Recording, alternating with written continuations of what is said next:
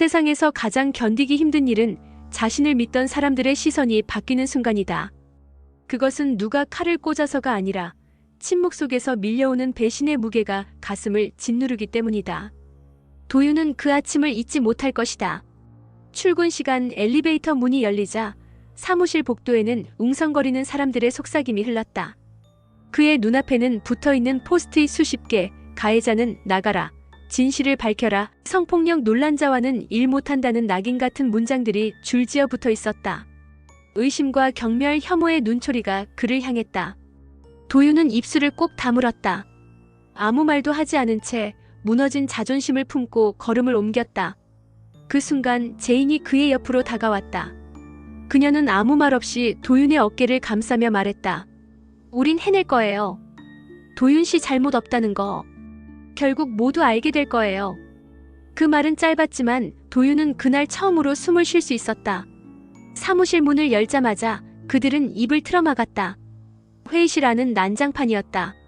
뒤엎어진 의자, 찢긴 프린트물, 바닥에 떨어진 커피잔과 그릇들. 그 광경을 바라보던 오성은 마치 정지된 장면처럼 잠시 얼어붙었다가 이내 목소리를 높였다. 아니, 깡패도 아니고 이게 다 뭐하는 짓이야.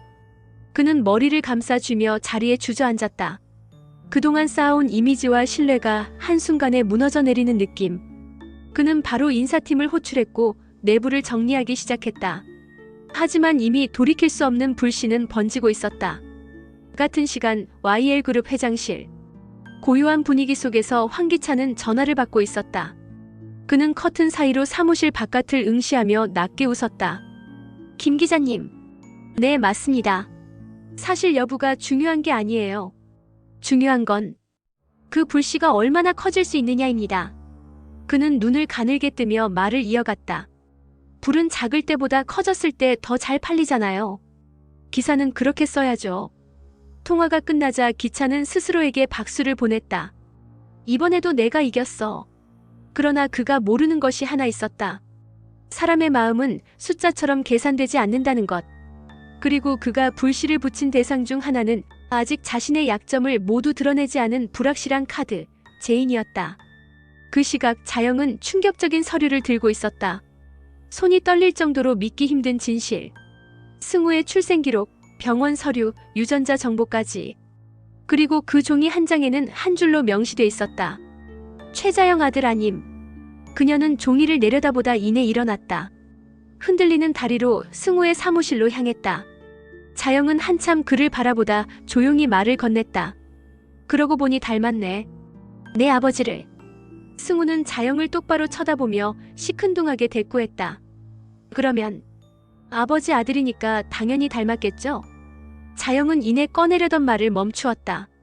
설마 아버지 아들도 아니라고 억지 부리러 오신 거예요?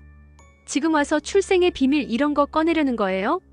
한편 기찬과 제인은 회사 로비에서 마주쳤다. 제인은 짧게 숨을 고르더니 그의 얼굴에 난 상처를 보고 발걸음을 멈췄다. 상처 난 데 닦고 연고라도 발라요. 약 사다 줄까요?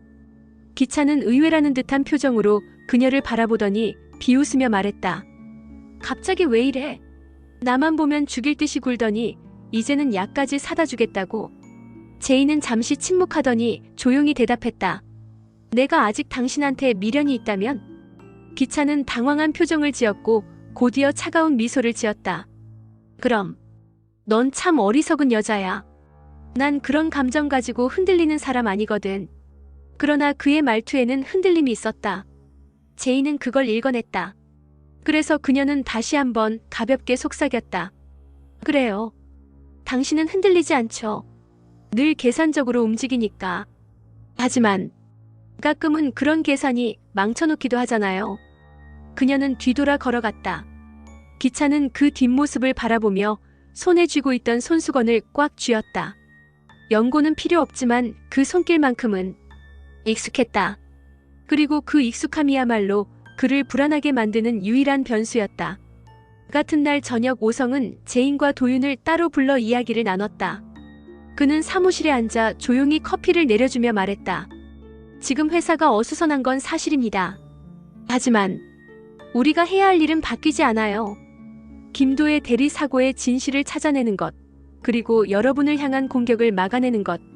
도윤이 고개를 끄덕였다. 제인도 조용히 입을 열었다. 정 대표님, 믿어도 될까요? 오성은 고개를 들었다. 지금 이 자리에서 우리가 서로를 믿지 않으면 여긴 지옥이 됩니다. 그걸 저는 원하지 않아요. 그 말은 오랜만에 들은 단단한 약속 같았다. 그러나 그들은 아직 몰랐다. 이 회사 내부에서 또 한 명의 배신자가 움직이고 있다는 사실을. 밤이 깊어지자 윤희는 가게를 마무리하며 조용히 앉아 있었다. 그녀는 가게 벽에 걸린 가족 사진을 물끄러미 바라보다가 가슴 깊이 탄식했다. 보람이만 아니었으면 난 정말 다 내려놨을 거야. 그 말이 끝나자마자 민준이 가게 문을 조용히 열고 들어왔다. 그는 의자에 앉으며 말했다. 그래도 아직 늦진 않았잖아요. 우리는 서로 뭘 숨겼든 간에 아이들한테만은 진실된 사람이 돼야 하지 않겠어요? 윤희는 고개를 숙였다. 오래된 상처는 쉽게 덮이지 않지만 어쩌면 누군가는 그 상처를 꿰매는 사람이 되어야 한다. 그리고 마지막 장면. YL그룹 사옥 지하 주차장.